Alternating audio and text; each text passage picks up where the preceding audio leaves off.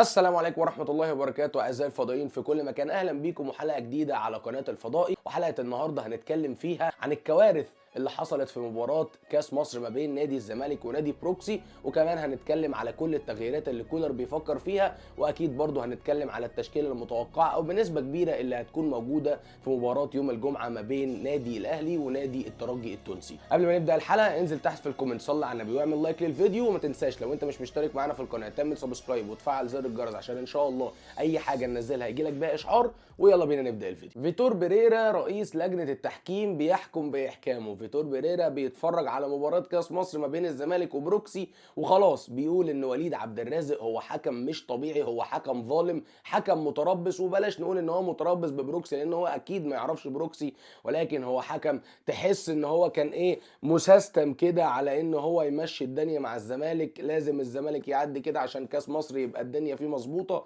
عشان الزمالك ما يطلعش بقى ولا طال دوري ولا طال كاس ولا طال انه رايح افريقيا ولا طال اي حاجه خالص. فوليد عبد الرازق بعد القرار اللي خده بيريرا بعد الاجتماع مع لجنه التحكيم، خلاص الراجل اتجمد لاجل غير مسمى. ده معناه ان الحكم ده مش هيحكم تاني الا بقى بعد فترات، الله اعلم شهر اتنين سنه اتنين، انت ونصيبك بقى. وبصراحه هو ده احسن قرار ممكن يتاخد، لان خليك عارف برضو ان بعد المباراه ما بتنتهي مفيش حد ممكن يعمل اي حاجه في المباراه خالص نهائيا، الا بس المفروض الحكم هو اللي بيتحاسب.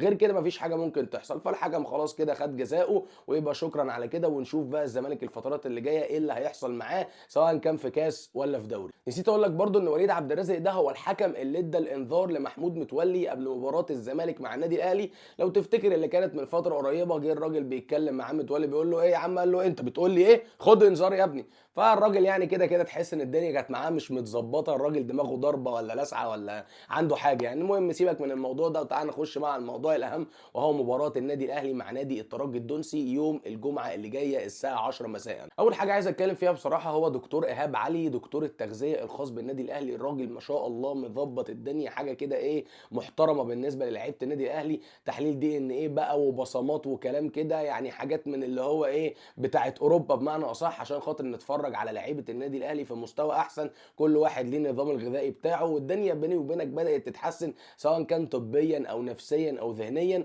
لان اخر فتره خصوصا بعد فايلر كانت الدنيا مش متظبطه. او خلينا نركز اكتر على الفتره اللي بعد موسيماني، لما موسيماني مسك اللعيبه حلبهم خالص وجاب منهم كل اللي موجود فيهم، وفي الاخر كلهم وقعوا، والاهلي الكيرف بتاعه بعد ما كان عامل كده بقى عامل كده.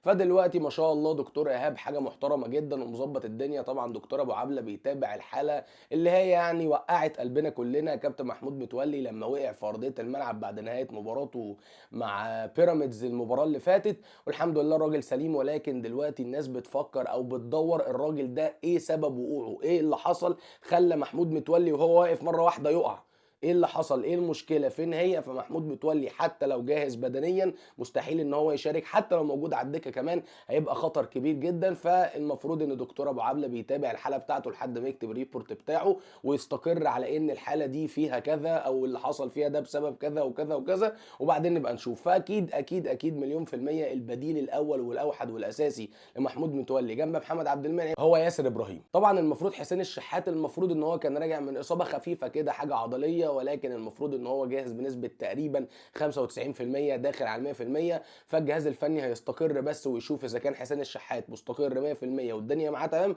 لو تمام هيبقى هو اساسي ناحيه الشمال، بيرسي تاو اكيد هيلعب ناحيه اليمين، ومحمود عبد المنعم كهربا اللي لا بديل عنه في مركز المهاجم. حتى لو محمد شريف انت بتحاول ترجعه فمستحيل تبدا بيه، ودايما هتبدا بكهربا. الفكره دلوقتي كلها في الثلاثه بتوع وسط الملعب. عمرو السوليه اللي لسه عائد من اصابه كبيره جدا، اصابه بقاله فتره كبيره قوي ما لعبش، فبالتالي اعتقد يعني ان كولر مش شرط ان هو يجازف بيه وياخد الريسك، والاهم ان هو يلعب بمروان عطيه وحمدي فتحي، واكيد هيلعب بليو ديانج عشان ما يجازفش بعمرو السوليه. واكيد انت استنتجت بقى الخط الدفاعي محمد عبد المنعم علي معلول على الشمال ومحمد هاني، وجنب محمد هاني هيلعب ياسر ابراهيم. في حراسه المرمى اكيد العملاق اللي ربنا يكرمه يا رب ويفضل مستمر على هذا المستوى محمد الشناوي. وان شاء الله المباراه يوم الجمعه القادمه الساعه 10 مساء امام الترجي التونسي في رادس، وباذن الله تعالى الاهلي كسبان. انزل تحت في الكومنتس قول لنا رايك في الحلقه، وقول لنا كمان توقعك لمباراه النادي الاهلي مع الترجي التونسي في نصف نهائي دوري ابطال افريقيا. وما تنساش تصلي على النبي وتعمل لايك للفيديو. لو انت مش مشترك معانا اشترك في القناه،